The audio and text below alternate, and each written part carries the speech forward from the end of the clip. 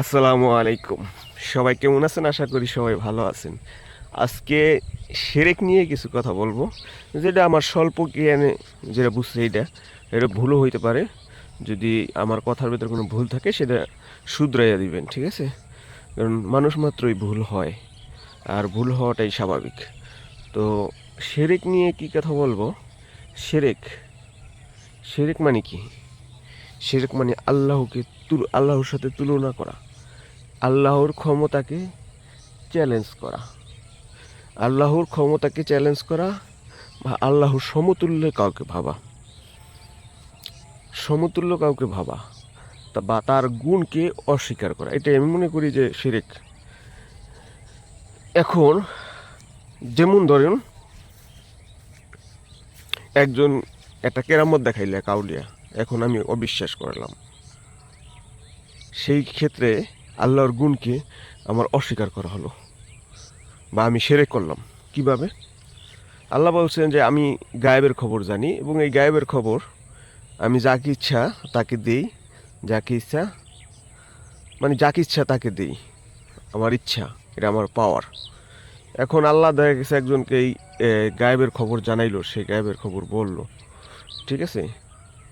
এখন আমি বললাম যে আল্লাহ এটা জানাইতে পারে না, এটা বেদাত, শিরেক। তাহলে কি আমি আল্লাহর গুণকে অস্বীকার করলাম না? আল্লাহর কি এই ক্ষমতা নাই যে আল্লাহ একজনকে জানাইতে পারে না, একটা গায়েবের খবর জানাইতে পারে না? তো সেটাকে অস্বীকার করলাম, তাহলে আমি তো শিরক করলাম, তাই না? এই পৃথিবীতে যত শক্তি আছে সবই তো আল্লাহর শক্তি, কারণ আল্লাহ শক্তিমান। এখন এই যে আমার ভিতরে যেই শক্তি আছে, এটা তো আল্লাহর শক্তি, কারণ সকল শক্তির মালিক তো আল্লাহ। তাই আমার শক্তির মালিক কি অন্য কেউ নাকি? অন্য কেউ না, আল্লাহ, ঠিক আছে? সেই শক্তির মালিক, ঠিক আছে, শক্তিমান। তারপরে যেমন ধরেন, একটা বাল্ব জ্বলে কিন্তু কারেন্টের মাধ্যমে, তাই না? কিন্তু বাল্বটা কারেন্ট না।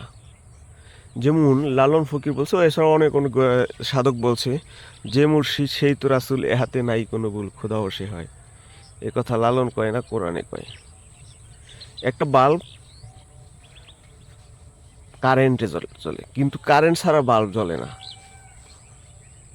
কারেন্ট ছাড়া বাল্ব জ্বলে না, কিন্তু ওই বাল্বকে যদি কারেন্ট বাবা হয়, সেটা কিন্তু শিরক।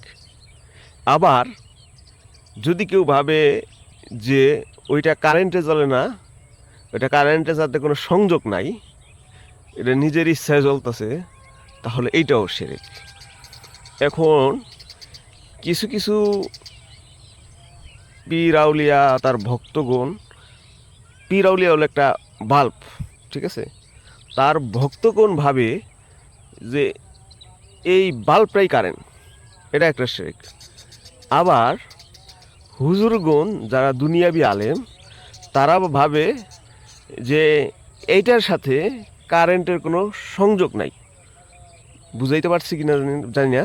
এটার সাথে কারেন্টের কোনো সংযোগ নাই, কারেন্টের সংযোগ নাই, এইটা নিজস্বভাবেই আলো দিতেছে, যতটুকু পারে আলো দেয়ই না। সে বলতেছে যে আলো দেয়ই না, আলো, কারেন্টের কোনো সংযোগ নাই, এর সাথে এ নিজে ভণ্ডামি করতেছে, আলো দেখাইতেছে, কিন্তু এটা আসলে আলো না, ঠিক আছে? এটাও একটা শিরক।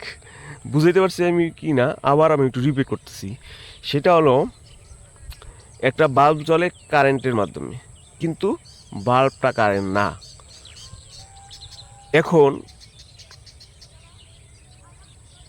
যারা পীর আউলিয়ার ভক্ত, অনেকে এতটা শিরকের পরিমাণ জায়গা, যে এটা ওই কারেন্টের মাধ্যমে চলতেছে, আল্লাহর তাজাল্লির নূরে জ্বলতেছে, এটাই বিশ্বাস করতেছে না, ওইটাই সেই বাল্বটাকেই আল্লাহর নূর মনে করে। এটা একটা শিরক। আবার যারা দুনিয়াবি আলেম, তারা ওই বাল্বটার সাথে যে কারেন্টের সংযোগ আছে, এটাই বিশ্বাস করে না। এটাও কিন্তু আরেক প্রকার শিরক, ঠিক আছে? তো এরকম অনেক কিছু আছে যেগুলি আমাদের শিরকের ভেতরে পড়ে। তো এগুলি একটু ভেবে চিনতে আমাদের বিশ্বাস করতে হবে, বিশ্বাসটাই বড়। আর শিরকটা হলো বিশেষ করে মনের ভিতরে, শিরক উপরে কোনো শিরক নেই। আমি এই একটা গাছের পাতা খাইলাম, এনে করে কত গাছ আছে দেখুন, একটা গাছের পাতা খাইলাম, কারো কাছ থেকে শুনলাম বা কোনো বইতে পড়ছি যে এই গাছের পাতাটা খেলে অসুখটা ভালো হইতে পারে বা এই অসুখে কাজ করে। তো পাতার উপর আমি নির্ভর করলাম, এখন পাতাটা খেলে কি আমার শিরক হবে? বা কোনো একজন ফকিরের কাছে গেলাম যে তাকে তার ঝাড় ফুঁক দিলে সে ভালো হবে, তাহলে কি আমি শিরক করলাম? যদি এরকম হয় তাহলে তো সকল কিছুই শিরক। ডাক্তারের কাছে যাওয়া শিরক, কারণ আমি ওই ঔষধের উপরে ডাক্তারের উপরে নির্ভর করতেছি। এখন যদি আমার মনের ভিতরে বিশ্বাস থাকে যে ভালো করার মালিক আল্লাহ, আমি এটা উসিলা, এই ডাক্তারের উসিলায়, এই ঔষধের উসিলায়, এই ফকিরের উসিলায়, গাছটার উসিলায় আমি ভালো হইতে পারি উসিলা। এখন যদি আবার শিরক হবে কখন? যে আল্লাহ মাল্লাহ কিছু নাই, এই গাছেরই শক্তি, এই গাছে আমাকে ভালো করবো, ঠিক আছে? এটাই হলো শিরক। তো এরকম অনেক শিরকের অনেক সংজ্ঞা আছে, কিন্তু আমরা যাকে না পছন্দ করি তার কর্মকাণ্ডকে শিরক বলি, আবার যাকে আমরা পছন্দ করি তাকে আবার শিরকের উপরে লয়ে যাই, ঠিক আছে? নিজের এই ওই যে বাল্বের ঘটনা যেটা বললাম। তো এগুলি অনেক কিছু ভাবার চিন্তা ভাবনার আছে। তো সবাই ভালো থাকবেন। আপনার কাছে এই বিষয়ে কি মনে হয়, এই বিষয় নিয়ে আপনি কি ভাবেন বা কীরকম মনে হয় আমাদের জানাতে পারেন, আমরাও শিখতে পারি, আমরাও জানতে পারি, কারণ শিখার কোনো শেষ নেই। দোলনা থেকে কবর পর্যন্ত তো শুধু শিক্ষা। হয়তো বা আমার চিন্তা ভাবনা একরকম, আপনার চিন্তা ভাবনা একরকম। যেমন ধরেন আমি বলি, আমরা একটা ছোট সময় যখন একটা মাটি দিয়ে বা একটা যে কোনো একটু ঘর বানাইতাম, ওই যে কলা পাতা দিয়ে, কেউ ভেঙে ফেললে চিকরাইয়া মাটিতে ঘোরাঘুরি খাইতাম, তখন মনে হইতো যে এইটাই সবচেয়ে আমার কাছে গুরুত্বপূর্ণ, এইটাই সবচেয়ে কিন্তু বর্তমান তখন তো আমার কাছে এটা কিছুই না। তো এরকম জ্ঞানের, তখন আমাদের জ্ঞানটা ছিল অতটুকুই যে এইটাই আমার কাছে সব। এইবার এইটাই, এই যে আমি একটা ঘর বানাইছি, এইটাই আমার কাছে সব, ওইটার লিগা কানছি। তো আমার জ্ঞানটা অতটুকু ছিল। এখন তো জ্ঞানটা বাড়ছে, এখন কি আর ওইটা ভাঙলে আমি কাঁদবো না। তো এই জ্ঞানটাও এরকম। জ্ঞান, মানুষের জ্ঞানের কোনো শেষ নাই। জ্ঞান যত বাড়ে তখন তত মনে হয় যে আগে যেটা করেছিলাম ওইটা থেকে এটা শুদ্ধ ছিল বা ওইটা এই ছিল। আমি বুঝাইতে পারছি কি না জানি না। মানে জ্ঞানটা যত বাড়ে তত মানুষ পরিশুদ্ধ হয়, মানুষের চিন্তা শক্তি বাড়ে, মানুষ ভাবতে পারে।